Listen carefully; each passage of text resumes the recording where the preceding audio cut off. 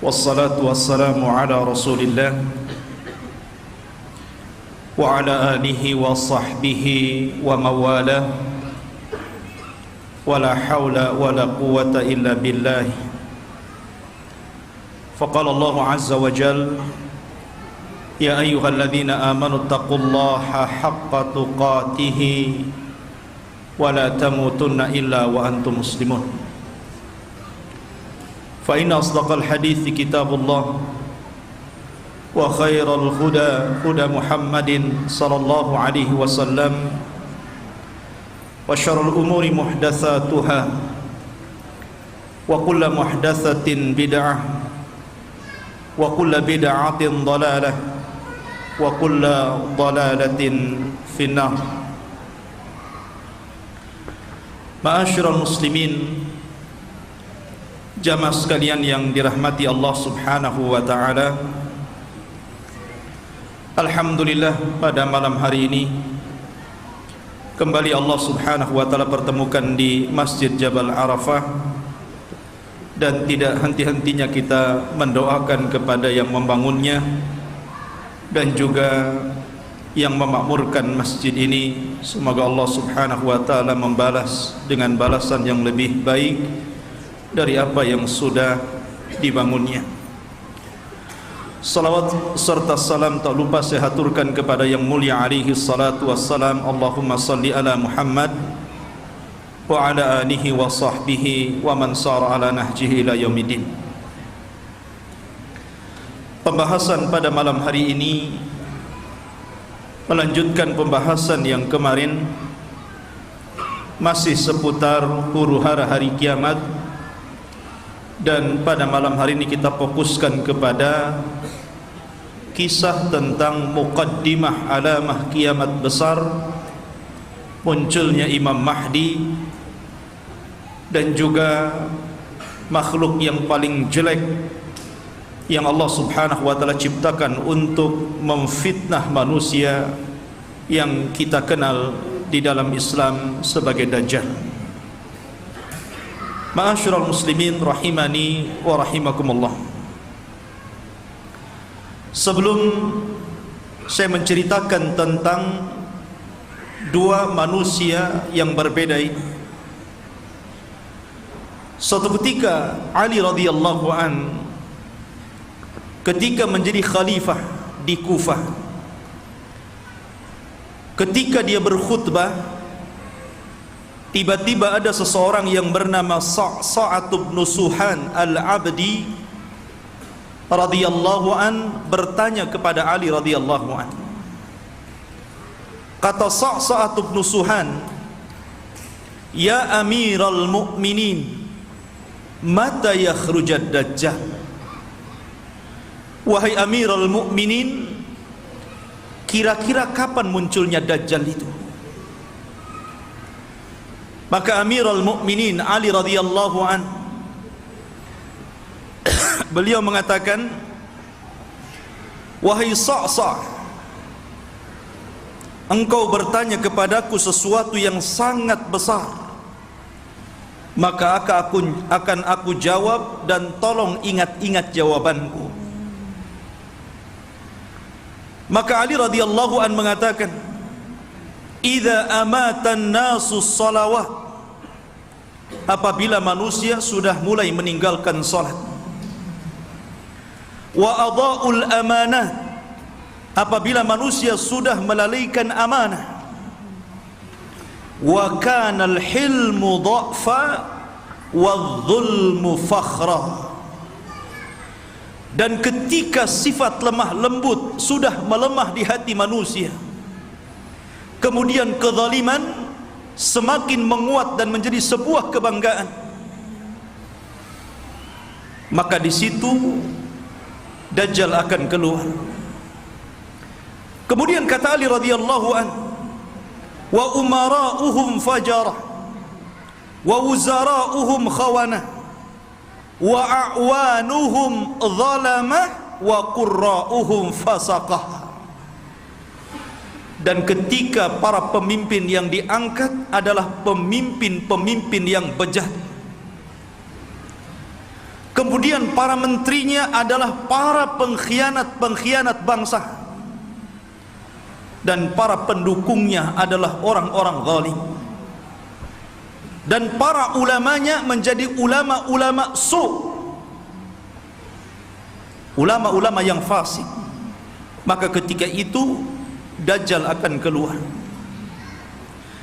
Kemudian Ali radhiyallahu melanjutkan, wa dhahara al-jawru wa fasaz zina wa dhahara ar-riba wa quti'atil arham. Dan ketika kezaliman dan kelaliman menyeruak di tengah-tengah bumi ini, kemudian menyebarnya zina, tampaknya riba, dan orang sudah mulai memutuskan silaturrahim, maka itu juga alamat telah dekatnya munculnya Dajjal. Kemudian kata Ali radhiyallahu an, wattukhidatil qainat wa syuribatil khumur. Dan ketika manusia sudah mulai memanggil-manggil para penyanyi untuk menyanyi, kemudian khamar diminum secara bebas. Artinya di sini ikhwatu fiddin, maka kalau itu terjadi maka telah dekat kemunculannya. Dan hari ini kita lihat anak-anak kita dicuci otaknya oleh televisi-televisi. Kemudian dibayangkan kalau dia ingin seperti selebritis fulan dan fulana, karena merasa bahwa kalau menjadi artis dan selebritis itu hidupnya senang. Kemudian kata Ali radhiyallahu an, wa nuqidatil uhud wa dhuyyatil atamat wa tawana nas fi salatil jamaah. Kemudian ketika manusia sudah mulai tidak peduli dengan janji, mereka khianati janji-janji. Kemudian sudah lemah, orang lemah untuk melakukan qiyamul lail. Dan hari ini kita lihat ada orang ikhwatu fiddin, dia rela tidur di siang hari hanya untuk nonton bola dunia di malam hari. Bangun dia di malam hari, kopinya sampai 1 ember biar nggak tidur, dia rela seperti itu ya. Kemudian dan manusia sudah mulai lalai dan malas untuk solat di masjid, tentu bagi laki-laki. Padahal kata Ali radhiyallahu an, perhatikan, wa zakhraful masajid wa tawwalul manabir wa halul masahif. Padahal masjid pada hari ini kita saksikan hampir semua masjid itu tidak ada yang jelek, semua bagus, besar-besar, indah-indah. Tapi kemana orang-orang yang sholat di dalamnya? Kemudian menara tinggi-tinggi, sampai sekarang mencari masjid, mengenali masjid itu lebih mudah dengan cara apa? Melihat menara. Oh, di sana ada masjid, dari mana antum tahu? Tuh menaranya. Artinya orang dimudahkan untuk mencari dan melangkahkan ke masjid. Karena apa? Tidak disusahkan orang cari masjid, tapi orang malas ke masjid. Kemudian juga mereka mulai meninggalkan mushaf. Padahal cetakan Al-Quran itu hampir setiap tahun dicetak, disebarkan di mana-mana. Quran itu tidak sulit untuk mendapatkannya, tapi orang malas membaca Al-Quran. Ada yang mengatakan nunggu Ramadan katanya, karena ada tadarus. Sampai Ramadan enggak juga baca Quran. Kemudian kata Ali radhiyallahu an, apabila ini sudah terjadi maka dekatlah munculnya Dajjal. Kemudian Ali melanjutkan, wa akhadur rusha wa akalur riba wasta'malus sufaha wastakhaffu biddimah. Ketika manusia sudah mulai mudah untuk memakan rasuah, sogok menyogok. Di negeri kita ini korupsi itu bukan hanya tingkat level atas saja, level bawah pun sama. Bahkan antum buat KTP saja kadang-kadang Ada pelicinnya ya, bahasa rasuah itu kan bahasa pelicin katanya. Kalau ingin licin pakai oli saja lah. Jadi ikhwatu fiddin yang dimuliakan Allah Azza wa Jal, dan ini sudah banyak di mana-mana. Hampir semua sektor pekerjaan itu mesti ada rasuah. Padahal Rasul mengatakan ar-rasi wal murtasi finnar, orang yang memberikan sogokan, orang yang memakan sogokan sama-sama di neraka. Wa akalur riba, dan orang sudah gemar memakan riba. Bahkan ada orang yang nggak mau kerja dengan cara menyimpan uangnya di bank-bank konvensional. Dia hanya makan bunganya saja. Bahkan riba di hari ini subhanallah luar biasa. Karena riba itu mudah didapati hampir di semua tempat. Di tiang listrik ada riba, di pohon pisang ada riba, di pagar-pagar orang ada riba, gitu kan. Silahkan pinjam dengan gadekan bunga kecil katanya. Jadi semua orang terlibat dengan riba. Kemudian ketika manusia sudah mulai menjadikan para pemimpin-pemimpin yang jahil, pemimpin-pemimpin yang bukan bidangnya, dia letakkan di situ. Harusnya ketika Anda mencari pemimpin atau pengurus untuk memimpin sesuatu, cari pemimpin-pemimpin yang layak dan bisa mengurus urusannya. Contoh saja umpamanya yang paling mudah pesantren ataupun yayasan. Kadang orang-orang mencari pemimpin yang bukan orang-orang ahli agama. Macam mana orang yang bukan ahli agama memimpin pesantren yang notabene di situ diajarkan Al-Quran dan Sunnah? Jadi apa itu pesantren jadinya? Ini okelah pesantren-pesantren. Lah yang lebih dari itu seperti kepala desa, lurah, camat, bupati, sampai kepada presiden. Ketika manusia sudah melalaikan itu, dan mereka juga menganggap remeh persoalan darah. Kalau orang sudah menganggap remeh persoalan darah, ikhwan, maka itu alamat telah dekat keluar Dajjal. Anda bisa saksikan hari ini di medsos, setiap hari kita mendengar ada orang yang membunuh dan ada orang yang dibunuh. Sampai sering saya katakan, orang yang membunuh bingung kenapa bisa membunuh, orang yang dibunuh lebih bingung lagi, kenapa Anda membunuh saya? Apa alasan saya Anda bunuh? Makanya bayi-bayi yang dibuang itu kemudian meninggal dalam kardus, meninggal di solokan, meninggal di tong-tong sampah, meninggal di parit-parit, itu di hadapan Allah akan datang ke hadapan Allah dan mengatakan wal mau'udatu su'ilat bi ayyi dzambin qutilat. Atas dosa apa kau bunuh aku? Aku ini salah apa? Aku masih kecil, aku tidak mendolimi siapapun, aku masih fitrah, kenapa aku dibunuh? Kemudian kata Ali radhiyallahu anhu, kalau sudah seperti ini dekatlah munculnya Dajjal. Kemudian kata Ali radhiyallahu anhu, wa ba'ud dina bid dunya, dan ketika manusia sudah mulai menjual agama dengan murahnya urusan dunia. Ada seorang wanita nikah dengan bule, nikah dengan orang-orang yang di luar daripada agama Islam. Dia rela pindah agama, yang penting rekening saya gendut, kendaraan saya mewah, rumah megah, kos-kosan banyak, dan begitu seterusnya.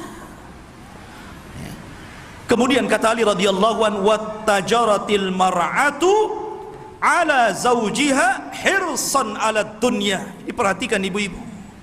Dan ketika kaum wanita mudah untuk meminta cerai kepada suaminya hanya urusan dunia. Saya sering ke pengadilan agama dan saya lihat tingkat perceraian itu luar biasa di Batam ini. Dan banyak para wanita yang menggugat cerai suaminya hanya gara-gara faktor dunia. Bukan tidak boleh menggugat cerai, kalau ada alasannya silahkan. Tapi kalau urusan dunia, kemudian itu menjadikan seorang istri kurang ajar kepada suami dan meminta cerai begitu saja, apalagi karena ada orang ketiga yang lebih hebat, lebih wah, lebih banyak hartanya, ini sudah lain urusannya. Kemudian kata Ali radhiyallahu an, wa raqibatin nisa 'alal mayasir. Nabi sallallahu alaihi wasallam, Ali radhiyallahu an meramalkan seperti ini. Tentu beliau mendapatkan informasi dari Nabi.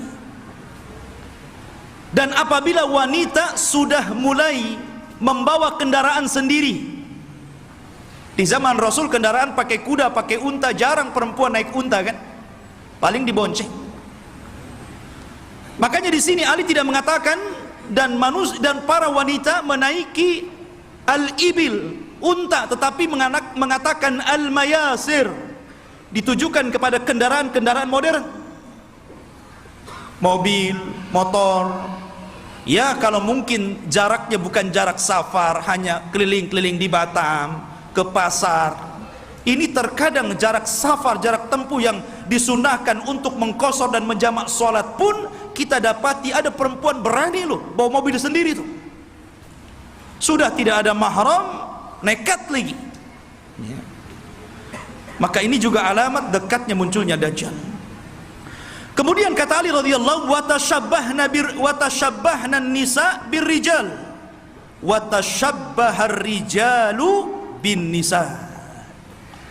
Ketika mulai perempuan meniru gaya laki-laki, dan ketika laki-laki sudah memakai atribut-atribut perempuan, maka ini pun telah dekat munculnya Dajjal. Kita saksikan hari ini. Kalau laki-laki cari levis ke pasar, habis tuh diborong perempuan.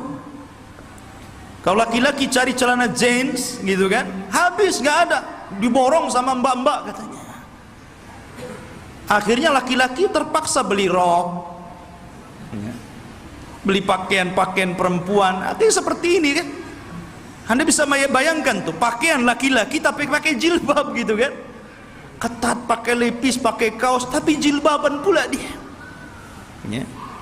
Yang laki-lakinya parah lagi, anting-anting itu untuk perempuan dia letakkan tutup botol aqua di sini di kupingnya.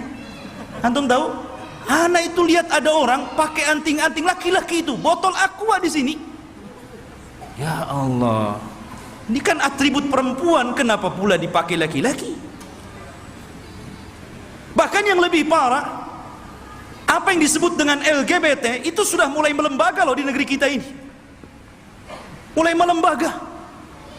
Bahkan tahun kebelakang itu saya pernah mendengar informasi sampai mereka membuat fikih LGBT. Anda bisa saksikan tuh, fikih LGBT, bagaimana cara wudunya LGBT, bagaimana cara sholatnya LGBT, bagaimana cara puasa LGBT, dan minta pula kemudian diresmikan supaya majelis ulama itu memberikan muqaddimah. Ini kan sudah gila ini. Mereka nggak tahu bagaimana hukuman kaum Lut. Tidak ada hukuman yang lebih parah yang Allah kirimkan kepada mereka. Hati-hati. Di Batam aja banyak itu. Antum kalau keluar ke jalan-jalan, hati-hati kalau ada yang manggil tuh, bang LGBT. Ma'asyiral muslimin rahimani wa rahimakumullah. Kemudian wa kana as-salamu bainahum 'ala al-ma'rifah. Ketika antum mengucapkan salam kepada orang yang antum kenal saja, yang antum nggak kenal nggak antum ucapkan salam. Padahal jelas nih yang pepasan dengan kita ini pakai songkok, pakai pakaian koko gitu kan, rapi. Kita yakin dia muslim, ya jalan biasa saja. Paling antum itu mengucapkan salam sama yang antum kenal saja. Kalau nampak ada janggutnya, celananya cingkrang, pakai gamis, assalamualaikum. Nah ini sudah tanda-tanda ini. Kemudian kata Ali radhiyallahu an, wa syahida syahidun min ghairi an yustashhad wa halafa min ghairi an yustakhlaf. Ketika manusia sudah mulai berani menjadi saksi padahal dia bukan saksi, bersumpah padahal dia tidak diminta sumpah, anda bisa mendapatkan di pengadilan-pengadilan ini. Ada orang yang saksi itu dijual, dibeli. Kamu jadi saksi bayar sekian. Kamu bersumpah saya bayar sekian. Ini banyak sekali yang seperti ini. Saksi jualan. Kemudian kata Ali radhiyallahu an, wa labisu juludad dha'ni ala qulubid di'ab wa kanat qulubuhum amarrun minas sabri wa alsinatuhum ahla minal asli wa sarairuhum antanu minal jiyaf. Dan ketika manusia-manusia sudah memakaikan bulu-bulu kambing, kulit-kulit kambing pada hati-hati serigala, padahal hati mereka adalah hati yang beracun, yang tidak pernah sabar. Padahal mulut mereka hanya manis di bibir, tapi tidak sebagaimana hatinya. Dan kehidupan pribadi mereka lebih busuk dibandingkan bangkai, kata Rasul. Nabi SAW ingin menyindir siapa? Kayak Ali radhiyallahu ingin mengisyaratkan kepada manusia siapa? Orang-orang yang hanya menampakkan kebaikan, padahal di belakangnya orang ini buruk. Bahasa kitanya pencitraan saja, biar orang pengenal saya ini baik, saya ini begini, begini dan begitu seterusnya. Dan zaman sekarang subhanallah, nyalon RT saja itu janjinya banyak, itu baru RT itu. Nanti gang ini kita aspal, nanti solokan ini kita perbaiki, habis jadi RT wassalam, kan begitu. Kemudian wal tumisal fiqhu li ghairi din wa unkiral ma'ruf wa urifal munkar. Dan ketika manusia memberikan kecerdasan mereka bukan kepada urusan agama, ketika itulah maka manusia akan mengingkari yang ma'ruf dan mereka akan cenderung melakukan mungkar. Kan banyak ikhwan, kita sebagai orang tua tentu kita bisa melihat potensi anak. Anak saya ini cerdas, hafalannya mudah, ya. Harusnya kalau orang tua sudah tahu anak ini ada bakat kecerdasan, arahkan ke agama. Mumpung mereka masih bisa merekam gitu kan. Kalau sudah tua susah, ibarat menulis atau mengukir di atas lautan gitu kan, di atas air, ya nggak mungkin. Tapi kalau mengukir di atas batu sih masih berbekas. Maka dari sini ketika kecerdasan bukan kepada urusan agama, tapi untuk urusan dunia, maka orang pasti akan mengingkari yang ma'ruf dan akan melakukan kemungkaran. Kata Ali, kalau sudah tersusun beberapa masalah ini, maka pasti kedekatan munculnya Dajjal sudah dekat. Fannajatun najah, hati-hati kalian, hati-hati kalian, selamatlah, selamatkan diri-diri kalian dan selamatkan diri-diri kalian. Ikhwatu fiddin yang dimuliakan Allah Subhanahu wa taala, kita tahu bahwa ketika fitnah sudah menyebar di sana dan di sini, apa yang saya katakan tadi, dan hampir semua yang dikatakan Ali radhiyallahu an berlaku, dan itu kita saksikan bermunculan setiap hari, dan Anda bisa saksikan di medsos-medsos yang kita lihat setiap hari. Apa yang disebutkan Ali itu bermunculan tuh satu-satu. Lah ketika ini sudah terjadi, maka muqaddimah alamat kiamat besar akan muncul. Apa muqaddimah alamat kiamat besar? Khurujul Mahdi, keluarnya Imam Mahdi. Ini yang kita akan bahas. Ma'asyiral muslimin rahimani wa rahimakumullah, kita tahu bahwa kemunculan Imam Mahdi dan kemunculan Dajjal itu hampir beriringan. Imam Mahdi dulu, baru kemudian Dajjal. Dan Nabi SAW mengatakan Dajjal tidak mungkin keluar kecuali ala khiffatin minad din wa qillatin minal ilmi. Dajjal tidak mungkin keluar sampai manusia lemah dalam agama dan sedikit pengetahuan tentang Dajjal. Ketika orang sudah tidak berkhutbah lagi menceritakan tentang Dajjal, ketika pengajian-pengajian sudah tidak disinggung lagi tentang bab Dajjal, ketika orang-orang sudah tidak peduli dengan kisah-kisah Dajjal, maka ketika manusia lalai, muncullah makhluk yang jahat ini. Ma'asyiral muslimin rahimani wa rahimakumullah, pada minggu yang lalu sedikit saya akan ulas sebelum kemunculan Imam Mahdi. Nabi SAW mengatakan Imranu Baitil Maqdis kharabu Yathrib. Apabila pusat kekuatan kaum muslimin sudah dipusatkan di Baitul Maqdis, di Yerusalem. Alhamdulillah, kita bersyukur kepada Allah Subhanahu wa taala. Allah telah menggagalkan keinginan barat untuk memindahkan Israel Raya di tengah-tengah kota Yerusalem. Ini sebuah nikmat. Tapi walaupun kemudian terjadi, maka itu adalah alamatul qiyamah. Itulah yang memang akan berlaku di akhir zaman. Berarti kalau ini berlaku, tanda-tanda itu semakin dekat dan dekat. Kata Nabi SAW, apabila seluruh kaum muslimin dari belahan dunia sudah mempusatkan kekuatan mereka di Yerusalem, tepatnya di Baitul Maqdis, kharabu Yasrib, ketika itu kota Yasrib, kota Madinah dan Mekah akan ditinggalkan manusia. Padahal Mekah dan Madinah itu ketika itu dalam posisi sebaik-baiknya ekonomi, tapi akan ditinggalkan dan akan berhijrah ke Baitul Maqdis. Wa kharabu Yasrib khurujul malhamah, dan ketika Yasrib roboh, Madinah roboh, kosong, tidak ada orang karena hijrah semua ke Syam, maka ketika itu muncullah malhamatul kubra, perang besar. Malhamah itu diambil dari kata-kata lahmun. Lahmun itu artinya daging. Kenapa kemudian peperangan disangkut pautkan dengan daging?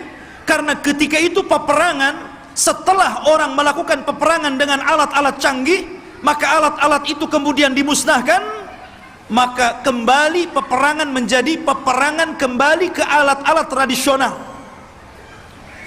Boleh jadi mungkin diawali dengan perang nuklir dulu, karena masing-masing negara punya nuklir gitu kan, masing-masing negara punya rudal, punya senjata hebat. Boleh jadi muqaddimah peperangan ini dilakukan dengan cara perang teknologi dulu. Setelah kemudian hancurnya negeri-negeri, senjata pun sudah tidak ada lagi, hanya bangkai-bangkai besi-besi tua, disitulah kemudian peperangan akan kembali ke perang tradisional. Disinilah pembenaran sabda Nabi SAW, agar anda melatih diri dengan cara berkuda, dengan cara menombak, dengan cara memanah, dengan cara berpedang, karena perang akan kembali ke zaman itu. Ma'asyiral muslimin, kemudian wa khurujul malhamah, apabila telah nampak malhamah, orang berperang dengan pedang sehingga daging tercabik-cabik dan melayang kemana-mana, darah muncrat kemana-mana, ketika terjadi malhamatul kubra, atau dalam bahasa barat Armageddon gitu kan, dalam masalah bahasa kita malhamatul kubra, maka ketika itu kaum muslimin menguasai Konstantinia. Apa Konstantinia? Konstantinia adalah Konstantinopel, akan dikuasai. Di mana Konstantinopel itu? Di Turki sana. Jadi kaum muslimin akan menguasai sampai ke sana. Wa fathul Konstantinia, dan ketika Konstantinia dikuasai kaum muslimin, bangsa Rom sampai ke Italia, sampai ke ibu kota Italia, kaum muslimin sampai ke sana, bergerak sampai ke arah Eropa sana. Maka disitulah kata Nabi SAW, wa fathul Konstantinia khurujud dajjal, ketika kaum muslimin memenangkan perang besar, perang Konstantinia, maka ketika itu munculnya dajjal. Ma'asyiral muslimin rahimani wa rahimakumullah, kita tahu bahwa pusat kekuatan kaum muslimin, saya katakan kelak akan berada di Palestina, tepatnya di Yerusalem, Baitul Maqdis. Semua kaum muslimin, tentara-tentaranya dari berbagai macam negara akan bergabung di situ. Maka disitulah ikhwatu fiddin, barat ini punya kepentingan. Mereka hendak menghancurkan bangsa-bangsa yang menurut mereka itu sangat kuat dan tidak bisa dikalahkan oleh sendiri. Maka akhirnya mereka melakukan perdamaian bersama kaum muslimin untuk sama-sama menyerang bangsa-bangsa yang menurut orang-orang Romawi itu sangat berbahaya bagi mereka dan juga kaum muslimin. Maka berdamailah ketika itu kaum muslimin dengan orang-orang barat, dan hari ini juga berdamai, ya kan?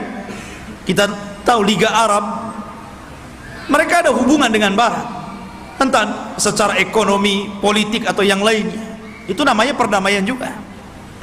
Tapi di akhir zaman, yang namanya perdamaian itu tentu setelah adanya peperangan. Kalau tidak ada peperangan, mau damai apa? Perang dulu baru damai, ya. Makanya Nabi SAW mengatakan, tastalihuna antum warum sulhan aminah. Kalian kaum muslimin di akhir zaman akan berdamai dengan orang-orang Nasrani, orang-orang Romawi. Dan ketika itu orang-orang Romawi aktsarun nas, orang yang paling banyak pasukannya. Mereka tuh banyak sekali. Cuman masalahnya, kalau memang orang-orang Nasrani itu mereka kuat, kenapa tidak langsung menyerang kaum muslimin? Karena kaum muslimin itu walaupun sedikit ditakuti oleh orang-orang kafir. Lihat di zaman Rasul, perang Badar 300 melawan 1.300, menang. Lihat perang Mu'tah, antum tahu perang Mu'tah? Perang Mu'tah itu perang di mana kaum muslimin berhasil memerangi orang-orang Romawi. Nabi menulis surat kepada Raja Romawi. Suratnya itu dirobek, utusannya dibunuh. Marah orang-orang Romawi ini, akhirnya menyiapkan pasukan bergerak untuk menyerang Nabi. Kata Nabi, kalau mereka menyerang kita di Madinah, maka akan banyak terbunuh, laki-laki, perempuan, anak-anak, kakek-kakek. Ini tidak adil. Kita siapkan pasukan, kemudian kita sambut mereka. Akhirnya Nabi SAW mempersiapkan pasukan. Kata Nabi, wahai Zaid, peganglah bendera. Kalau kau mati, ganti dengan Ja'far. Kalau Ja'far mati, ganti dengan Abdullah ibn Rawahah. Perangkat. Dan di antara pasukan ada Khalid ibn Walid, tapi tidak dijadikan pemimpin karena baru masuk Islam. Berangkat mereka ke Mu'tah, ya. Ketika melihat jumlah mereka berlipat-lipat banyaknya dengan kaum muslimin, wajar, manusia. Zaid mengatakan, apakah kita perlu pulang ke Madinah memberitahu Rasul atau bagaimana? Nggak imbang nih, pasukan Romawi banyak sekali, sementara pasukan kita sangat sedikit sekali. Tetapi karena mereka sudah kadung keluar membawa pasukan besar, sementara pasukan Romawi lebih besar daripada itu, akhirnya Allah takdirkan mereka pun melakukan peperangan. Subhanallah, di awal peperangan Zaid meninggal dunia. Kemudian bendera ditangkap oleh Ja'far. Ja'far meninggal dunia, terputus seluruh anggota badannya, termasuk dua tangannya terputus. Dia pegang bendera, diputus ininya, dipegang kirinya, diputus ininya, dipegang dadanya, dibelah akhirnya. Nabi berada di Madinah, tahu tuh karena wahyu. Kata Nabi, semoga kedua tangan Ja'far digantikan kedua sayap di sorga dan dia bisa terbang sesukanya. Ja'far meninggal dunia, dipegang Abdullah ibn Rawahah. Abdullah ibn Rawahah meninggal dunia, bingung kaum muslimin. Ini tidak ada lagi pemimpin pasukan. Maka mereka melirik kepada Khalid ibn Walid. Akhirnya dipegang dialah. Dia punya strategis perang yang luar biasa. Pasukan yang ribuan itu bisa dikalahkan oleh strategis Khalid ibn Walid. Sampai ada seorang Romawi bertanya kunci kemenangan kepada Khalid. Khalid, bagaimana engkau bisa memenangkan peperangan ini sementara jumlah kalian kecil dan jumlah kami besar? Kemudian Khalid memberikan kuncinya. Kata Khalid, nahnu qaumun nuhibbul maut kama tuhibbul haya. Kami kaum yang cinta kematian sebagaimana kalian cinta kehidupan. Berani mati, itulah kuncinya, ya. Ma'asyiral muslimin rahimani wa rahimakumullah. Lah, perang ini akan berlaku kelak di akhir zaman. Tetapi orang-orang Islam akan bergabung dan melakukan perdamaian bersama orang-orang Romawi, kemudian akan menyerang sebagian. Ada yang memprediksi maksudnya yang diserang adalah negara-negara yang mereka berada di benua Asia. Ya, mungkin Cina, mungkin Korea, mungkin negara-negara, kita tidak tahu, Allahu a'lam. Karena Rasul tidak menyebutkan negara mana yang diserang. Rasul hanya mengatakan watagzuna aduwan miwaraihim, kalian akan berperang dengan musuh dari belakang kalian. Tidak disebutkan siapa mereka, tetapi perang ini adalah gabungan pasukan kaum muslimin dan Romawi menyerbu negara itu dan dimenangkan. Ketika dimenangkan ini akhirnya saling mengklaim. Kata orang Nasrani, ini kemenangan kami. Kata orang Muslim, tidak, ini kemenangan kami. Sehingga muncullah satu orang Romawi, satu orang Salibi mengatakan ghalabas salib, ghalabas salib, ghalabas salib. Sungguh kami salib yang menang, kami salib yang menang, kami salib yang menang. Datanglah seorang Muslim mengatakan balillah ghalab, bahkan Allah yang memenangkan perang ini. Akhirnya saling berdebat, terjadilah perkelahian, maka sang salib, orang Nasrani, dibunuh kaum muslimin. Dari sinilah orang-orang Romawi berkhianat. Berkhianat. Padahal mereka tertulis melakukan perjanjian itu 10 tahun. Ada yang mengatakan di tahun ketiga, ada yang mengatakan di tahun kelima, mereka berkhianat. Atas pengkhianatan inilah, maka kemudian mereka hendak menyerang kaum muslimin, menyiapkan pasukan besar, dan kaum muslimin butuh pemimpin untuk melawan Romawi. Dari sinilah apa yang kita bahas malam ini, khurujul Mahdi, muncul Imam Mahdi untuk melawan orang-orang Romawi. Ma'asyiral muslimin rahimani wa rahimakumullah. Kalau kita cerita Al-Mahdi Al-Muntadhar, Imam Mahdi yang kita tunggu-tunggu kemunculannya, Nabi SAW menyebutkan sifat-sifatnya. Kenapa Nabi SAW menyebutkan sifat-sifatnya? Agar supaya tidak ada orang yang mengaku sebagai Imam Mahdi, karena disebutkan sifat-sifatnya. Anda tidak bisa tahu-tahu saya Imam Mahdi. Kayak di Indonesia ini ada satu orang, satu waktu dia ngaku Imam Mahdi, satu waktu ngaku Nabi, satu waktu ngaku Nabi Isa. Oh, hebat. Dan itu hanya ada di Indonesia. Ya. Siapa dia? Lia Aiden. Antum pernah kenal kasusnya Lia Aiden? Sampai di penjara. Rupanya anaknya juga ngaku Nabi. Lihat ma'asyiral muslimin, dan itu hanya ada di Indonesia, ya. Belum lagi di Jawa Barat ada orang namanya Cecep. Orang Jawa Barat kan Cecep tuh namanya, aja Cecep, ya. Ngaku Nabi juga, Nabi Cecep namanya, Nabi Cecep, subhanallah, ya. Kemudian belakangan ada namanya Ahmad Musaddiq, sampai gempar, banyak di negeri kita ini ngaku Nabi. Kalau di Batam saya belum dengar. Di Batam ini ada yang ngaku orang bisa melihat Allah aja itu, tapi bayar 500 katanya. Jadi intinya bahwa Imam Mahdi ini dijelaskan sifatnya, dijelaskan tanda-tanda kemunculannya.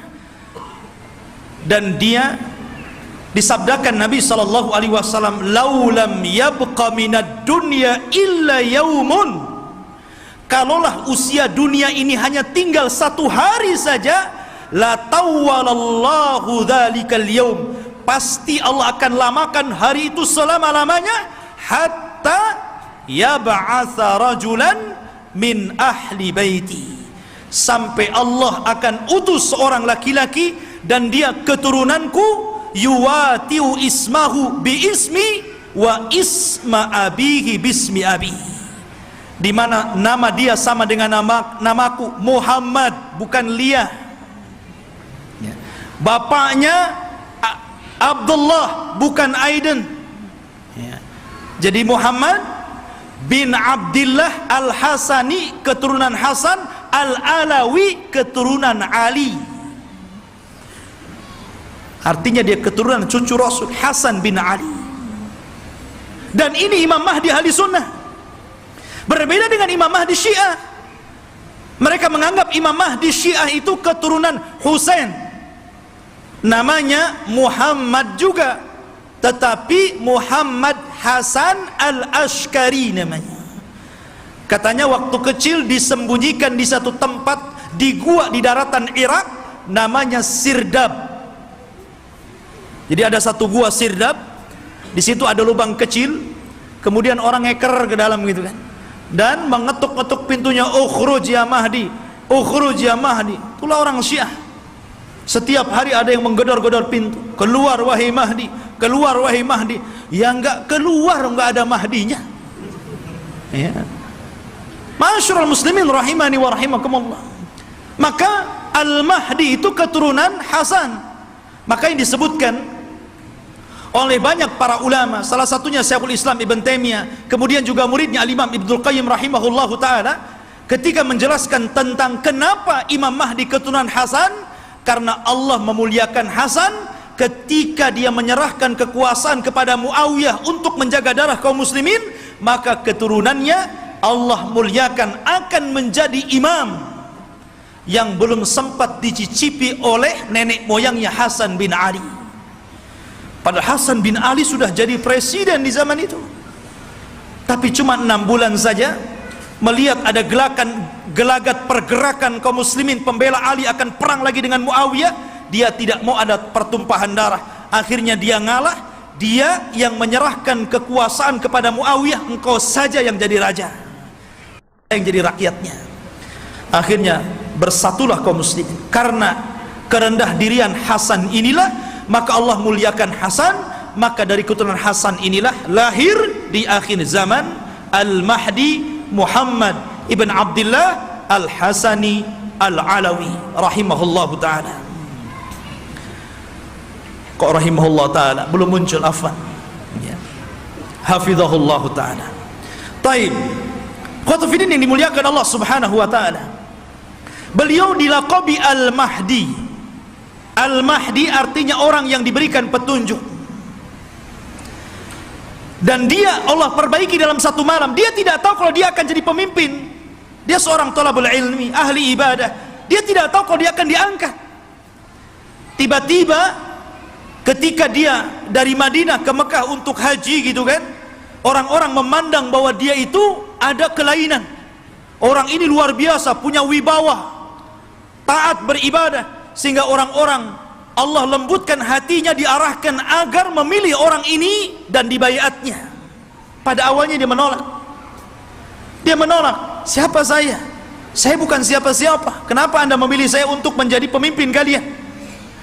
Tapi kemudian dia pun istikharah di malam hari itulah Allah perbaiki dia dalam satu malam. Allah berikan ilmu, kecerdasan, kepemimpinan, subhanallah, sehingga dalam satu malam kun fayakun. Idza arada syai'an an yaqula lahu kun fayakun.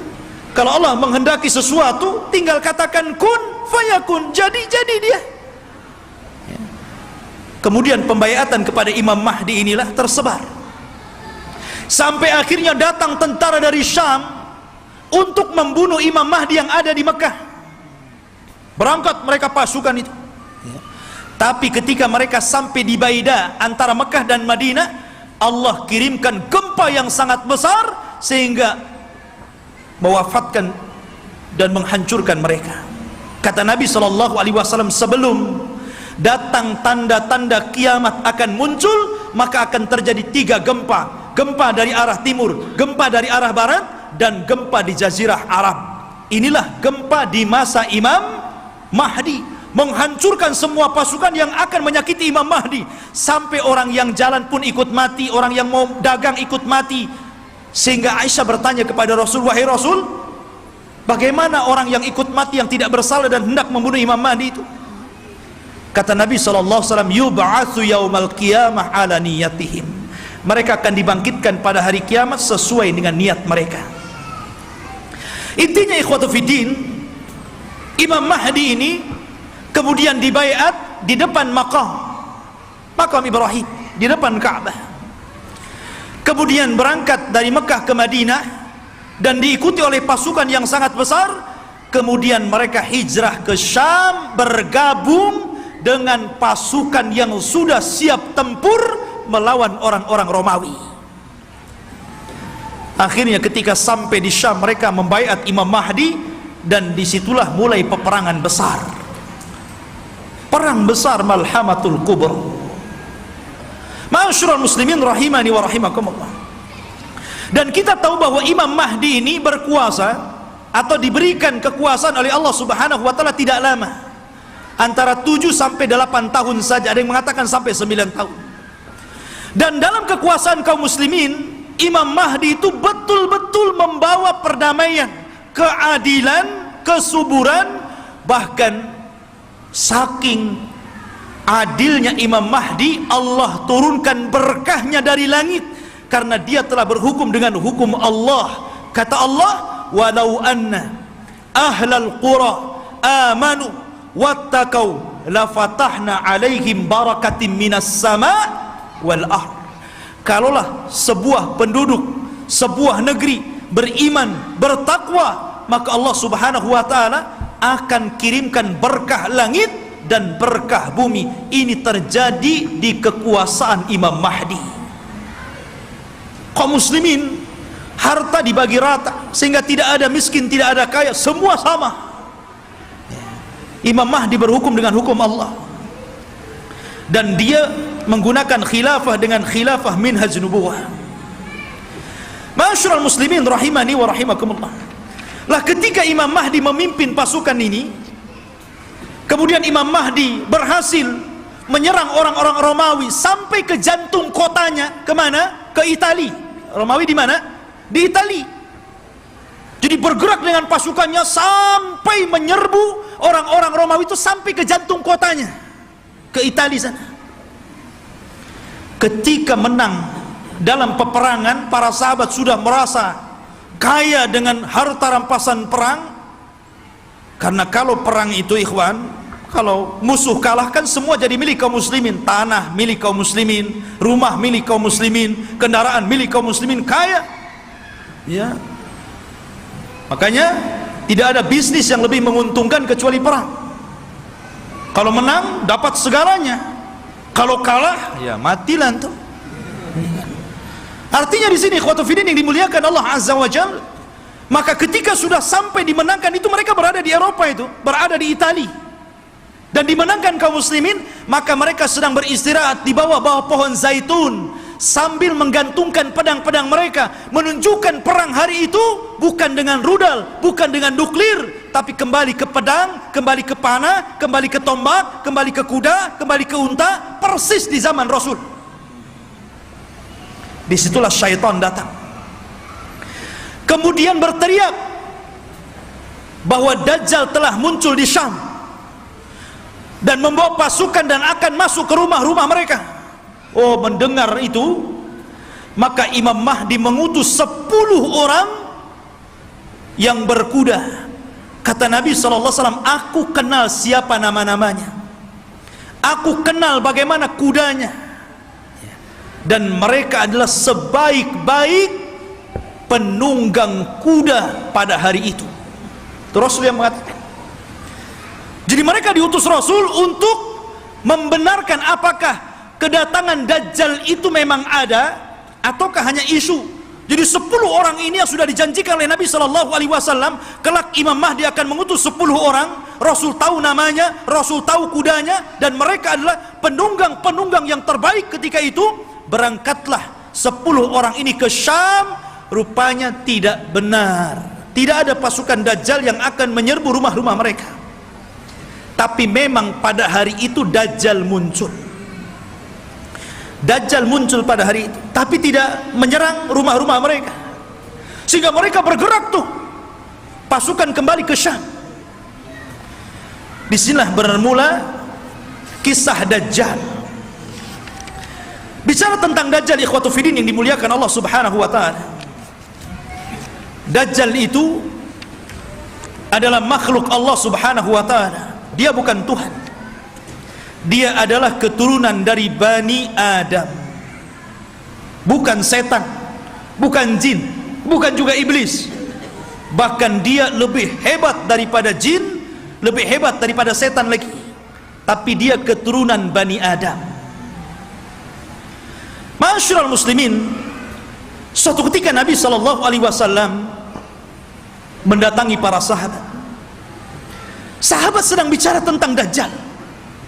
Saking banyaknya Rasul membicarakan tentang Dajjal di khutbah-khutbahnya, di majelis ta'limnya, di perang-perangnya, selalu cerita Dajjal, sehingga sahabat menyangka jangan-jangan Dajjal itu ada di kebun kurma Madinah. Ya. Maka Nabi SAW mendatangi mereka, dan sahabat mengatakan, "Ya Rasulullah, aktsartal hadis anhu fakhifna hatta dhananna anna ad-dajjal fi atrafin nakhli." Wahai Rasul, kau terlalu banyak menceritakan Dajjal, sehingga kami takut jangan-jangan Dajjal itu sudah ada di kebun kurma. Maka Nabi SAW mengatakan, bukan demikian. Jangan kalian mencelaku karena aku banyak bercerita tentang Dajjal, karena ini fitnah lebih besar daripada harta, lebih besar daripada fitnah anak-anak, lebih besar daripada fitnah peperangan yang menghancurkan negara dan membunuh kaum muslimin. Lebih besar daripada fitnah-fitnah ini semuanya. Kata Nabi SAW, "Ghairu Dajjal akhwafuni alaikum." Tidak ada yang lebih aku takutkan kepada kalian kecuali fitnah Dajjal. In yakhruju fikum, kalau seandainya Dajjal itu muncul kepada kalian, wa ana hayyun, dan saya masih hidup, fa ana hajiju dunakum, saya yang akan melawannya, saya yang akan berperang dengan dia. Akan tetapi kata Rasul, iyakhruju fikum wa ana mayyitun, kalau Dajjal keluar kepada kalian dan saya sudah mati, fa kullu nafsin dha'iqatul maut, setiap jiwa pasti mati. Kata Nabi SAW, famru'un hajiju nafsahu, maka setiap orang harus membela dirinya masing-masing, karena tidak ada yang bisa melawan Dajjal kecuali seorang nabi, maksudnya Nabi Isa. Makanya ketika Nabi SAW mendengar ada di Madinah seorang anak kecil yang Allah berikan keanehan dari ilmu-ilmu jin, namanya Saf, atau dikenal dengan Ibnu Sayyad, anaknya seorang Yahudi. Sifat-sifatnya sama dengan Dajjal yang diceritakan Nabi, anak kecil ya. Bahkan sebagian para sahabat bersumpah bahwa dia Dajjal. Salah satunya Umar ibn al-Khattab radhiyallahu an, bersumpah dia Dajjal, dan Rasul membiarkan sumpahnya dan tidak mengingkari. Akhirnya Rasul datang dengan Abu Bakar, dengan Umar, ingin mengecek tentang keberadaan anak kecil namanya Saf, atau disebut dengan Ibnu Sayyad ini. Berangkat Rasul, kemudian masuk ke kampung Yahudi. Rupanya betul ada anak kecil yang sedang bermain-main dengan anak-anak yang lainnya. Kemudian Nabi memanggil anak kecil namanya Saf itu dan mengatakan, "Ya Saf, atashhadu anni Rasulullah?" Wahai Saf, apakah engkau bersaksi saya adalah utusan Allah? Anak kecil nengok Nabi. Kemudian dia mengatakan, "Ashhadu annaka nabiyyul ummiyin." Aku bersaksi engkau adalah nabi yang diutus oleh Allah Subhanahu wa ta'ala. Tiba-tiba Saf berbalik tanya kepada Rasul, "Ya Muhammad, atashhadu anni Rasulullah?" Hei Muhammad, maukah kau bersaksi aku juga utusan Allah? Bayangkan, anak kecil ngomong di hadapan Rasul, mau enggak kau bersaksi saya juga utusan Allah sama dengan kamu? Kata Rasul, amantu billahi walir rasul, aku beriman kepada Allah dan kepada Rasulnya saja. Maka Nabi SAW makin yakin, karena Dajjal itu kemunculannya akan mengaku Nabi dan berakhir mengaku Tuhan ya. Maka kemudian kata Nabi SAW, "Ya Saf, inni khaba'tu laka khaba'an." Wahai Saf, dalam hatiku, dalam dadaku, aku menyembunyikan beberapa kalimat, karena ketika itu Rasul baru diturunkan ayat kepadanya, surah kepadanya, namanya Suratul Dukhan. Dan itu para sahabat belum tahu, baru turun kepada Rasul Suratul Dukhan. Makanya Nabi menyembunyikan ayat itu dalam dadanya. Kata Rasul, wahai Saf, wahai Ibnu Sayyad, aku menyembunyikan beberapa kalimat di dadaku. Coba tebak apa?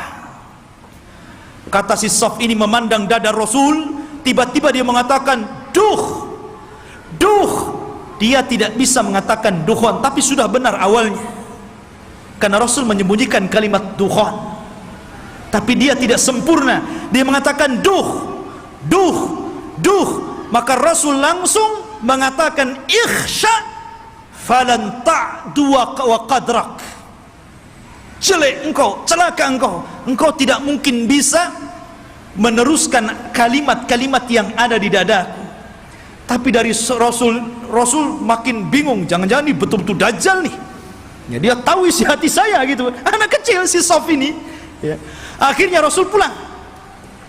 Kemudian pada waktu yang lain dia ajak lagi Umar dan Abu Bakar ingin mengecek lagi keberadaan si Saf ini.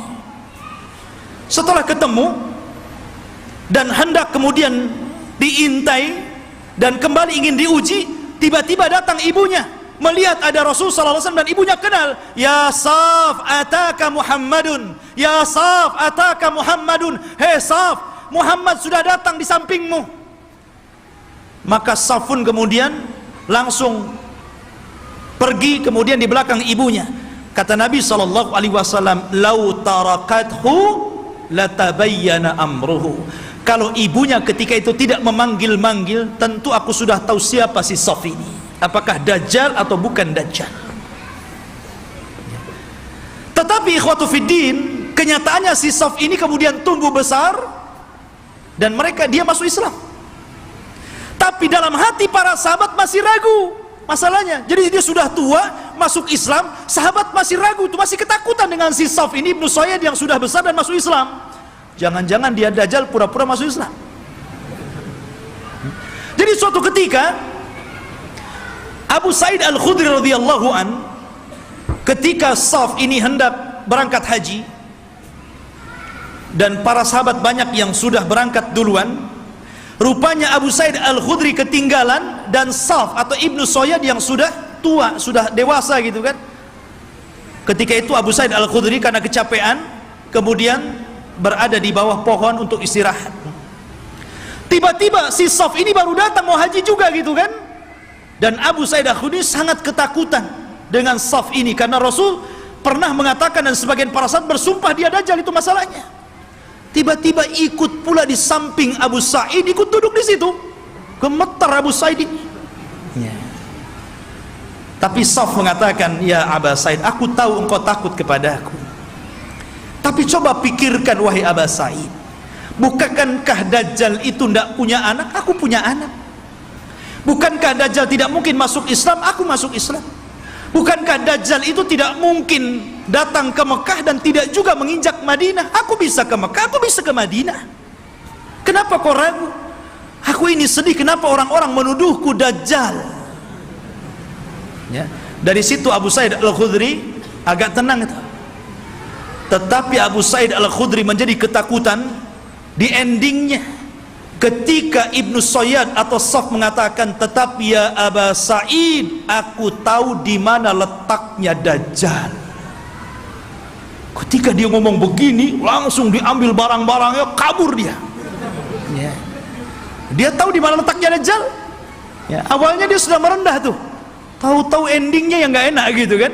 Tapi ya Abu Sa'id, ana azri aina maudi ad-Dajjal, saya tahu di mana Dajjal berada, katanya. Masya Allah. Makanya suatu ketika Abdullah bin Umar radhiyallahu an pernah membuat marah, dipukulnya Ibnu Sayyad sampai marah. Karena marah Ibnu Sayyad, Ibnu Umar ketakutan, akhirnya lari ke rumah Hafsah. Dia melapor gitu kan, "Ya Hafsah, saya tadi pukul Saf, Ibnu Sayyad dia marah." Kata Saf, kata saudaranya Hafsah ini, "Wahai Abdullah bin Umar, kau sudah tahu bagaimana sabda Rasul tentang kemunculan Dajjal. Dajjal tidak mungkin keluar kecuali karena kemarahan yang sangat besar. Hati-hati kamu." Ya.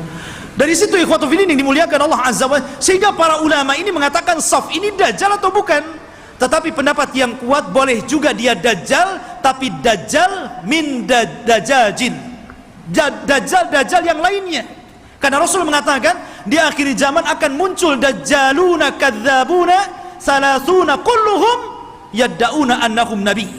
Akan muncul zamannya di mana dajjal para pendusta 30 orang akan mengaku dia nabi.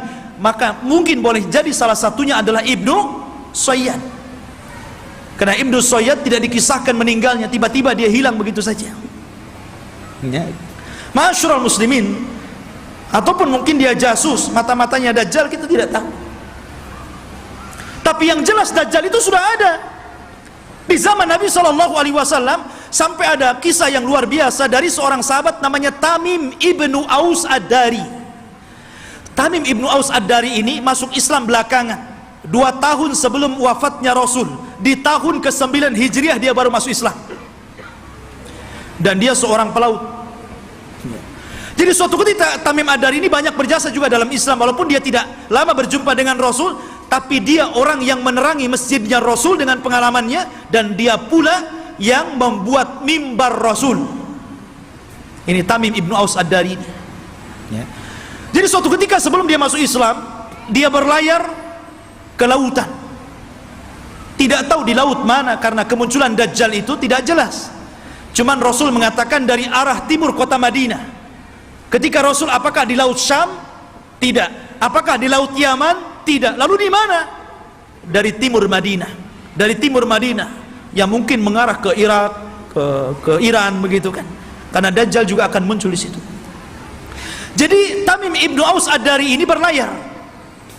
Tiba-tiba diombang-ambingkan dengan 30 awaknya. Kemudian terdampar di satu tempat, semuanya hutan belantara. Ada yang mengatakan di laut Yaman. Jadi ketika dia merasa, ini saya sudah mati atau belum? Rupanya belum mati. Maka dengan pasukannya masuk ke dalam hutan. Di tengah hutan dia mendapatkan satu binatang, subhanallah, nggak tahu belakang, nggak tahu depan, karena buluan semuanya, berbulu dari atas ke bawah. Dan itu makhluk yang pertama kali dijumpai oleh Tamim Ad-Dari. Gimana nggak takut? Nggak pernah melihat makhluk seperti itu. Maka dengan ketakutannya dia mengatakan, siapa kamu? Ya, kata Tamim Ad-Dari, kaget loh, ini binatang tak bisa ngomong. Ya, dia mengatakan kami dari Arab. Terus balik nanya, siapa kamu? Ana jassasah. Jassasah itu artinya jasus, mata-mata. Maksudnya mata-matanya. Ya. Maka kemudian siapa jassasah? Jassasah tidak mengatakan. Jassasah hanya mengatakan, engkau sudah ditunggu orang. Dia sudah lama bertahun-tahun mencari kabar, ternyata orang yang ditunggu sudah datang. Datanglah kau ke salah satu gubuk atau rumah besar yang ada di tengah hutan. Kau temui dia. Dia sudah lama menunggu kalian. Berangkatlah Tamim dan 30 awaknya ke tempat yang diisyaratkan makhluk tadi. Rupanya ada. Masuk ke dalam rumah, ada orang yang diborgol tangannya, diborgol kakinya, diborgol lehernya. Tiba-tiba mengatakan kepada orang ini, dari mana kalian? Maka Tamim dengan ketakutan mengatakan, nahnu minal Arab, kami dari Arab. Ha, kalian dari Arab? Taib, saya akan bertanya kepada kalian, bagaimana kondisi kebun kurma Baisan? Kebun kurma Baisan, ya, ma'ruf, ya, kurmanya dulu sangat luar biasa. Kata Tamim Ad-Dari, subhanallah, kebun kurma Baisan itu kebun kurma yang kualitasnya tinggi, berbuah terus, nggak berbuah, saking suburnya. Maka Rasul mengatakan sebentar lagi tidak ada kurmanya. Kata para peneliti, hampir sudah 100 tahun yang silam dari sekarang ini, sudah tidak berbuah lagi kurma-kurma yang ada di Baisan itu. Kemudian kata orang ini mengatakan, bagaimana kabar tentang telaga yang ada di Tobariyah, telaga Tobariyah. Dan telaga Tobariyah itu telaga yang dijadikan orang-orang Israel untuk diambil air minum bersih mereka. Apakah nyusut atau tidak? Kata dia, oh masih banyak airnya. Dan katanya hari ini, saya baca di Google itu, ya bisa percaya bisa tidak Google, kalau ingin yakin antum ke sana saja, ke Israel, ya. katanya sudah surut hampir 30-40% airnya. Artinya apa yang dikatakan orang ini menjadi sebuah kenyataan. Kemudian kata orang ini mengatakan, bagaimana kabarnya Ainuz Zughar? Ainuz Zughar, mata air Zughar itu mata air bersih yang biasa diambil minum dan untuk perairan ladang, dan itu berdekatan dengan Bahrul Mayyit, ya, dengan laut mati. Laut mati yang dulu kaum Lut diadab, kemudian ditimpakan dan sekarang jadi laut mati. Lah, Ainuz Zughar itu ada di sekitar itu. Kata orang ini, apakah masih berair? Ya, masih berair. Para petani masih ngambil airnya, orang-orang masih minum di situ. Kata orang ini, sebentar lagi akan kering. Kemudian orang ini bertanya, apakah sudah tampak Nabi utusan Allah, Nabi Arab? Kata Tamim Ad-Dari, dia sudah sampai di Madinah, berhijrah dari Mekah. Apakah orang-orang membenarkan dan mendustakan? Iya, ada yang membenarkan, ada yang mendustakan. Kata Dajjal, sebaik-baik manusia adalah orang yang mengikuti dia. Dajjal saja nyuruh kita ikut Nabi, ya. Dia mengatakan apa? Sebaik-baik orang adalah ikut dia. Dajjal itu, ya. Sekarang yang bukan Dajjal tidak mau ikut Nabi, nggak mau juga nyuruh orang ikut sunnah Nabi. Ada orang ikut sunnah Nabi dikatakan Wahabi, ya kan? Ma'asyiral muslimin rahimani wa rahimakumullah. Maka kemudian Tamim Ad-Dari ketakutan, nggak mau lagi berdialog banyak-banyak, gitu kan?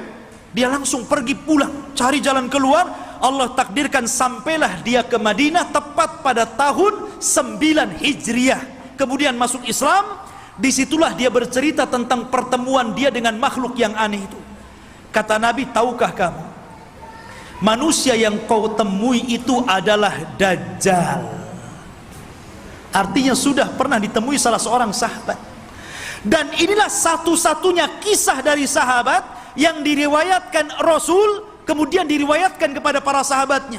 Rasul tidak pernah mengambil riwayat dari para sahabat. Yang ada sahabat meriwayatkan dari Nabi. Ini tidak, Nabi meriwayatkan dari sahabat, kemudian diriwayatkan ke sahabat yang lainnya. Satu-satunya sahabat yang diambil riwayatnya adalah Tamim Ad-Dari. Karena Rasul kan tidak punya, apalagi Tamim Ad-Dari seorang Nasrani sebelumnya, ya. Maka dari situ ikhwatu fiddin, kata Nabi SAW di hadapan para sahabatnya, dia bercerita sambil bawa tongkat. Maka Nabi SAW mengatakan, kelak Dajjal itu akan sampai ke sini, maksudnya Madinah dan Mekah, tapi dia tidak akan bisa masuk. Dajjal itu hanya bisa yatarakab, hanya bisa mengintip di balik bukit Uhud. Karena seluruh kota Madinah dan Mekah akan dipagari malaikat, di tangannya pedang-pedang yang siap untuk membunuh Dajjal. Dajjal ketakutan. Dia hanya bisa melihat dari atas bukit Uhud. Dilihatnya Masjid Nabawi, tepatnya kuburan Nabi, bercahaya warna putih. Kemudian Dajjal mengatakan, Hada qasrul abiyad, hada qasru Ahmad. Inilah istananya Muhammad, inilah istana putih. Dan subhanallah, apa yang dikatakan Dajjal menjadi sebuah kenyataan. Kalau antum umroh atau Allah takdirkan antum haji, gitu kan, cobalah antum melihat Masjid Nabawi di malam hari dari kejauhan. Naiklah ke bukit Uhud, gitu kan, antum lihat Masjid Nabawi, tepatnya kuburan Rasul, maka akan dilihat ada cahaya putih. Dari tempat itu ada cahaya putih yang ke atas, membenarkan apa yang dikatakan Dajjal. Dan Dajjal tidak akan sanggup masuk ke kota ini, maksudnya kota Madinah, sambil memukul-mukul, hadhihi tayyibah, hadhihi tayyibah, hadhihi tayyibah, kata Rasul. Inilah negeri yang disucikan, inilah negeri yang disucikan, inilah negeri yang disucikan. Dajjal tidak mungkin masuk ke negeri ini, Mekah dan Madinah. Makanya di zaman itu salah satu tempat yang aman dari Dajjal, berangkatlah antum ke Mekah dan Madinah. Cuman sayang nggak ada pesawat. Antum kira-kira naik apa tuh dari Batam ke sana? Ya, nggak ada lagi pesawat terbang. Ya, mungkin belum sampai udah mati antum di jalan. Ya. Jadi Ikhwatuddin yang dimuliakan Allah Azza wa Jalla, kata Nabi sallallahu alaihi wasallam ketika bicara Dajjal, beliau mengatakan, sesungguhnya ayyuhan nas, innaha lam takun fitnatun ala wajhil ardi mundu dhara Allahu dzurriyyata Adam a'zam min fitnatid Dajjal, wa innallaha lam yab'ats nabiyyan illa hadzara ummatahu Dajjal wa ana akhirul anbiya wa antum akhirul umam.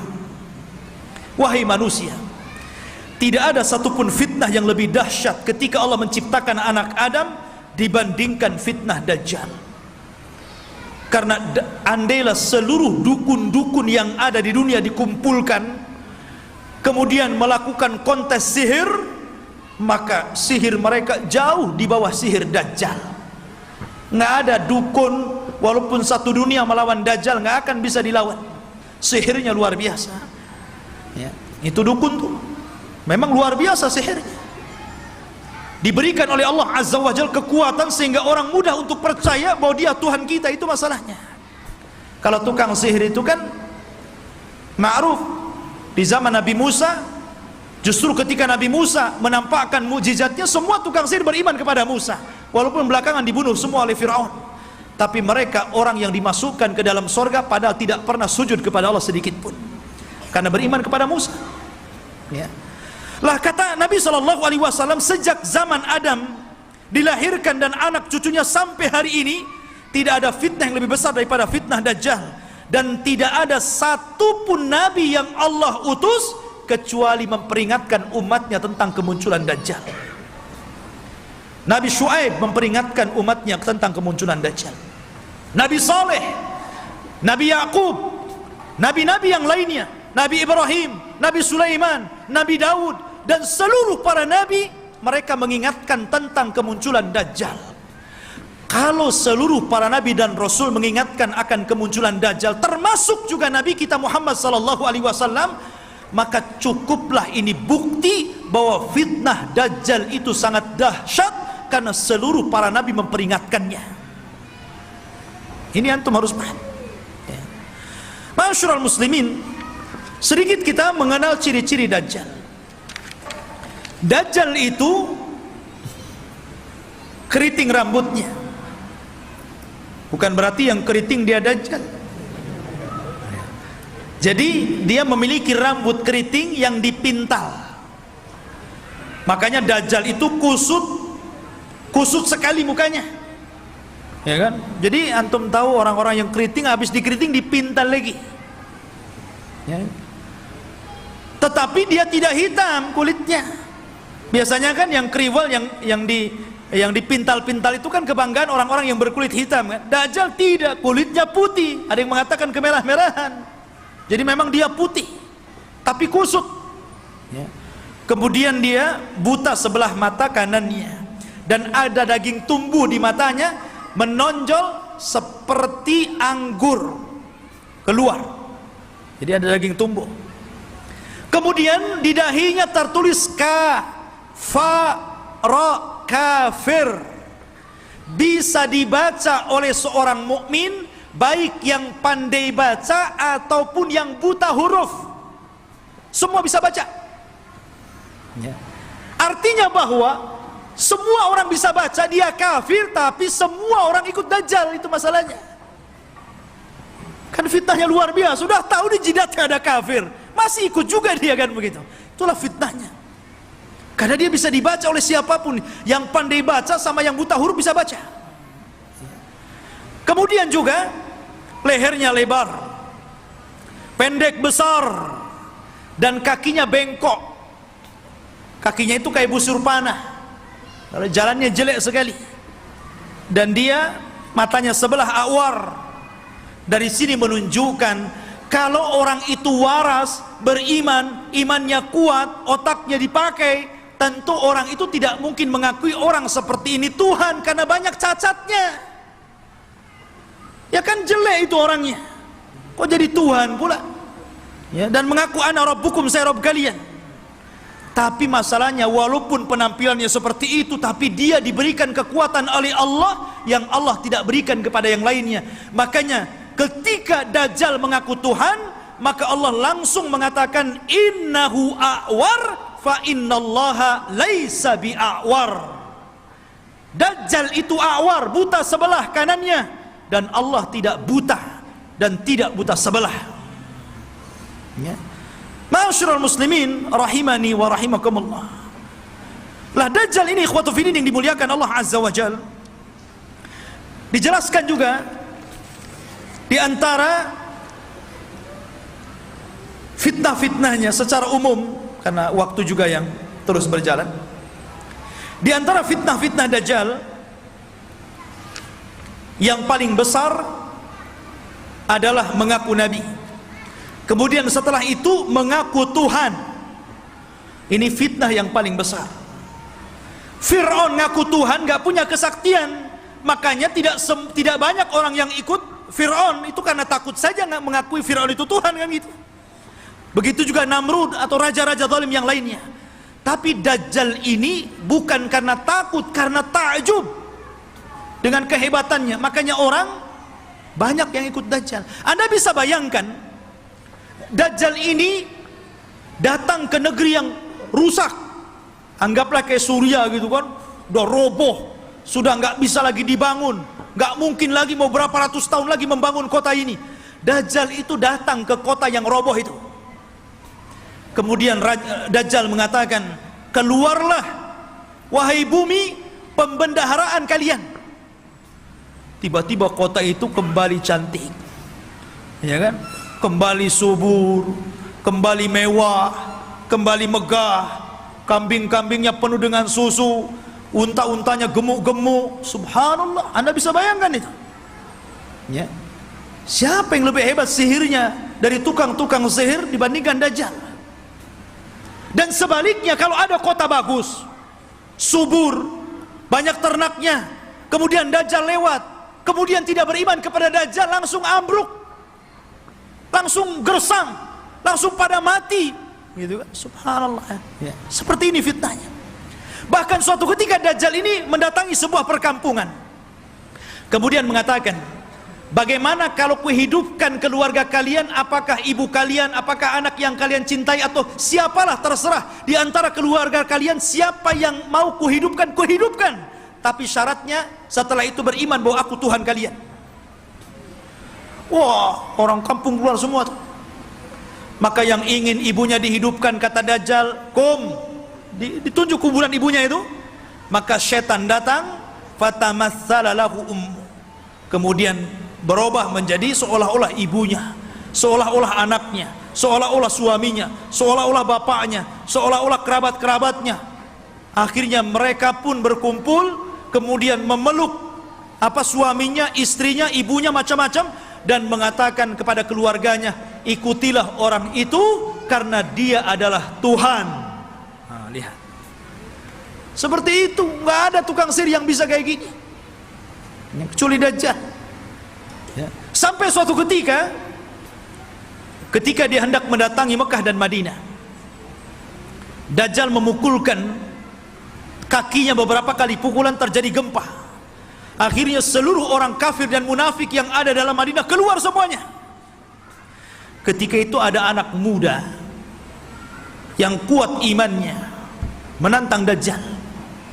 Dia cari Dajjal di kerumunan pasukannya yang diikuti 70 orang-orang Asfahan, Yahudi Asfahan, dan mereka menggunakan selendang-selendang yang hari ini orang-orang Yahudi memakainya, toyalis, selendang yang dipakai di bahu-bahu mereka itu, toyalis namanya, ya. Lah kemudian anak muda ini ditangkap oleh tentara Dajjal. Kemudian ditanya, mau kemana mau kamu? Saya mau ketemu rajamu Dajjal. Di mana dia? Akhirnya dihadapkan. Kemudian Dajjal memerintahkan pasukannya untuk memukuli. Habis dipukuli dihadapkan kepada Dajjal. Kemudian Dajjal memerintahkan algojonya untuk menggergaji. Digergaji jadi dua tuh, dari atas kepala, pertengahannya sampai ke muka, sampai ke belah jadi dua. Habis belah jadi dua, Dajjal berjalan di tengah-tengahnya. Kemudian mengatakan kepada pengikutnya, kalau aku hidupkan dia, makin yakin engkau dengan aku bahwa aku Tuhan kalian. Semua mengatakan, ya engkau Tuhan kami. Maka Dajjal mengatakan kum. Akhirnya jadi satu lagi itu tubuhnya, ya, kayak punya ilmu rawa rontek, ya, jadi satu itu, ya. Kemudian setelah itu Dajjal sudah menghidupkan lagi, semua orang berteriak, antal ilah, engkau adalah Tuhan. Maka Dajjal mengatakan kepada anak muda ini, maukah engkau bersaksi bahwa saya adalah Tuhan kalian? Maka anak muda ini ternyata tidak mengatakan, saya semakin yakin anta dajjalul kadzdzab. Saya semakin yakin engkau itu Dajjal, pendusta yang disabdakan Rasul sallallahu alaihi wasallam. Oh, marah Dajjal. Akhirnya Dajjal mengambil pisau dan hendak membunuhnya, tapi tidak bisa karena takut kelemahannya diketahui orang-orang. Akhirnya dia pegang tubuhnya dan dilemparkan ke dalam api. Tapi anak muda ini sempat berteriak, engkau tidak akan bisa membunuh kecuali diriku, yang lain tidak bisa. Ya. Ma'asyiral muslimin rahimani wa rahimakumullah. Dari sini menunjukkan bahwa luar biasa Dajjal ini. Lah Dajjal ini akan memimpin pasukan besar. Makanya orang-orang Yahudi mereka bermimpi kalau terbentuk Haikal Sulaiman dan robohnya Masjidil Aqsa, kemudian berkumpulnya pasukan, mereka mengatakan kami sedang menunggu Mesius kami. Mesius itu bahasa mereka, bahasa kita Dajjal. Bahasa kita Dajjal.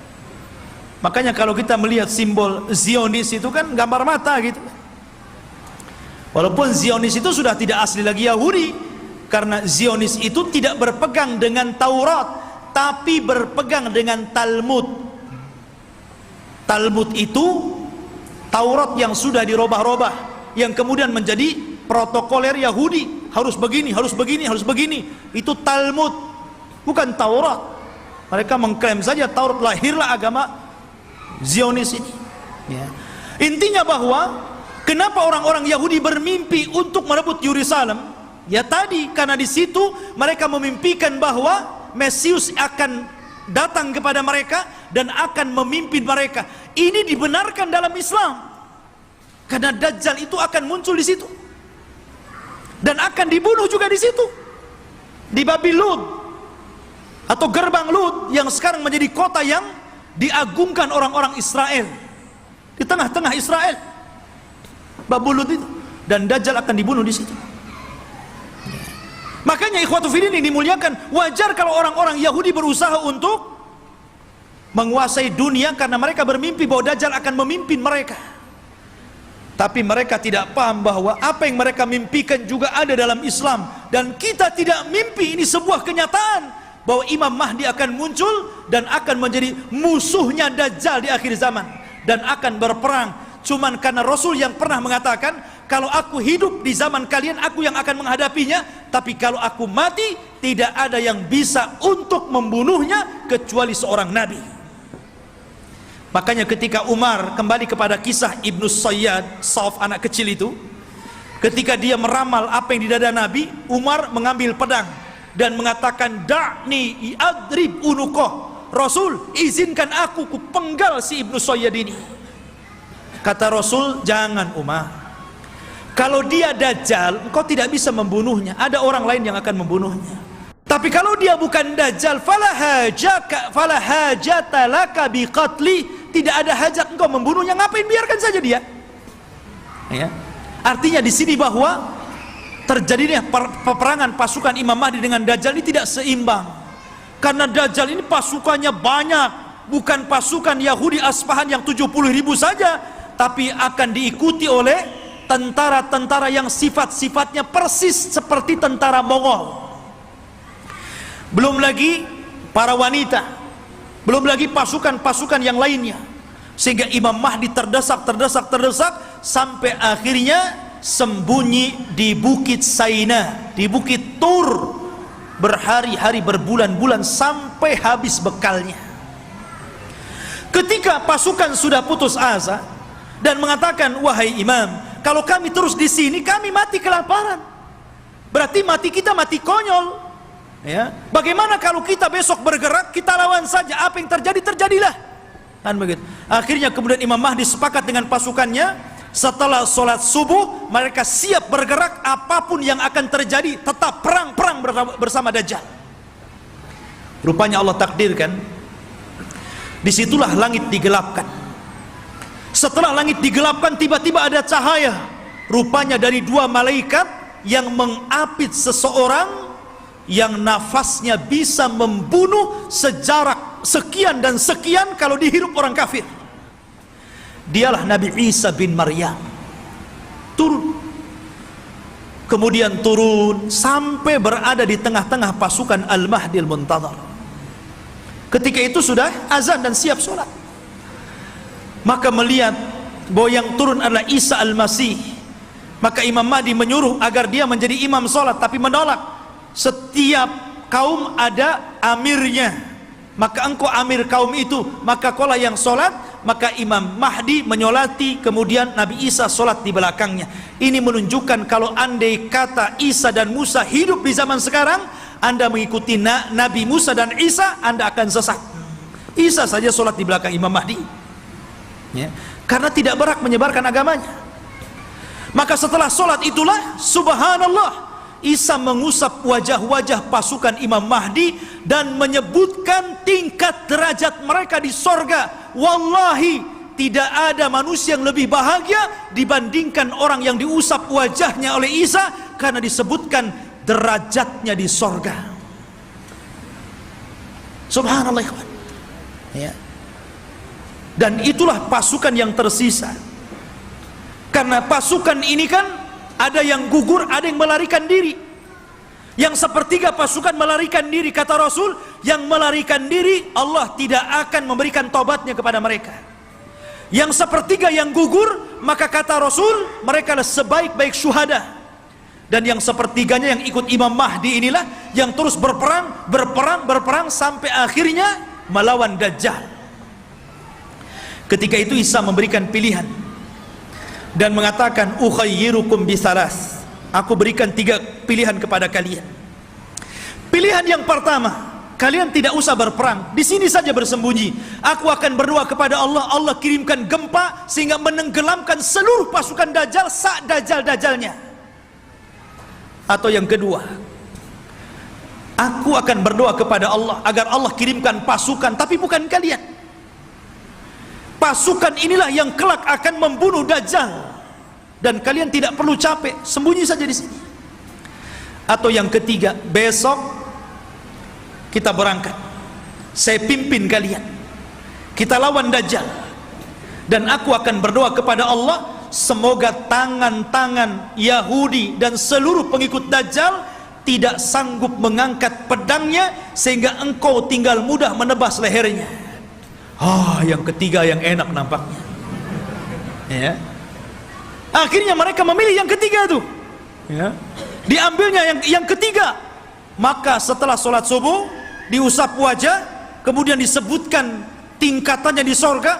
Mereka pun turun, pasukan dari Bukit Saina dipimpin Nabi Isa bin Maryam. Maka mereka tinggal tebas saja itu pasukan Dajjal itu. Akhirnya karena terjadi kelemahan, seluruh pasukan Dajjal tunggang langgang, lari ke sana kemari, sembunyi di batu. Batu bisa bicara, hei Muslim, Yahudi di belakang, bunuh dia. Senang, ada dia, bunuh, gitu kan. Masuk gua ngomong, masuk pohon ngomong. Tidak ada satupun makhluk kecuali dibuat bicara oleh Allah. Bagaimana Allah hinakan itu? Mereka nggak bisa sembunyi. Mau sembunyi di mana? Semua makhluk kalau bicara, hei Muslim, ini Yahudi, bunuh di sini, ya. Akhirnya mereka lari ke sebuah pohon yang dijanjikan bahwa pohon itu bisa melindungi mereka. Kata Nabi SAW, kecuali satu pohon, mereka tidak akan bicara, mereka akan melindungi orang-orang Yahud. Dan pohon itu disebut Gharqad namanya, pohon Gharqad. Makanya sekarang karena hadis ini sudah bocor sampai ke Israel, maka orang Israel membuat perkebunan sehijau-hijaunya dengan pohon Gharqad. Tapi sayang kemarin kebakaran, nanam lagi, ya. Mudah-mudahan kebakaran lagi, ya. Masyaallah muslimin. Tetapi dulu saya pernah mendengar ada orang cerita tentang beberapa tokoh-tokoh di Jawa Timur, kalau tidak salah, berkumpul mereka membicarakan tentang fatwa pohon Gharqad. Karena bentuk pohon Gharqad ini hampir mirip dengan cemara, Ya. Sehingga kemudian sebagian mereka mengatakan bahwa jangan-jangan cemara itu adalah gharqad. Sampai akhirnya ada yang memberikan ide, bagaimana kalau kita tebang semua pohon cemara itu katanya, biar nggak ada orang Yahudi sembunyi di Indonesia katanya. Bukan, cemara bukan gharqad, ikhwan. Cemara ya cemara, biarkanlah cemara itu untuk penghijauan gitu kan. Ya. Jadi ikhwatul fillah ini dimuliakan. Jadi pohon gharqad itulah yang tidak akan bicara. Makanya orang Yahudi mengembangkan pohon ini di mana-mana. Tetapi Dajjal berhasil dibunuh oleh Nabi Isa di Babul Lut. Babul Lut, benteng Lut yang sekarang jadi kota di Israel. Disinilah Nabi Isa mampu membunuh Dajjal, memenggal kepalanya, kemudian mengatakan kepada pasukan Yahudi dan Nasrani, inilah kepala kalian, inilah pemimpin kalian, sudah kubunuh. Dari situ mereka menyerah. Lah yang tersisa dari orang-orang ahli kitab, dari orang Yahudi dan Nasrani, akhirnya mereka beriman kepada Allah lewat perantara Isa, tapi bukan ikut agama Isa sebagaimana prasangka Nasrani. Mereka ikut agama Muhammad lewat perantara Isa, dan itu diisyaratkan dalam Al-Quran, wa im min ahlil kitab illa la yu'minan nabihi qabla mautihi. Dan sebagian ahli kitab kelak akan beriman kepada Allah dan agama Muhammad sebelum wafatnya Isa bin Maryam, karena Isa akan berkuasa selama 40 tahun. Rupanya fitnah tidak berhenti. Ya, nanti kita ceritakan fitnah yang lebih besar, yang lebih hebat lagi. Fitnah yang kita kenal dengan Ya'juj dan Ma'juj. Kisahnya luar biasa. Ya, kisah Ya'juj dan Ma'juj itu luar biasa sekali untuk kita ceritakan, dan insya Allah kita lanjut pada minggu depan. Wallahu alam, kita cukupkan sampai di sini, mudah-mudahan ada manfaatnya. Subhanakallah bihamdika, asyhadu an la ilaha illa anta astaghfiruka wa atubu ilaik. Allahu ta'ala alam. Assalamualaikum warahmatullahi wabarakatuh.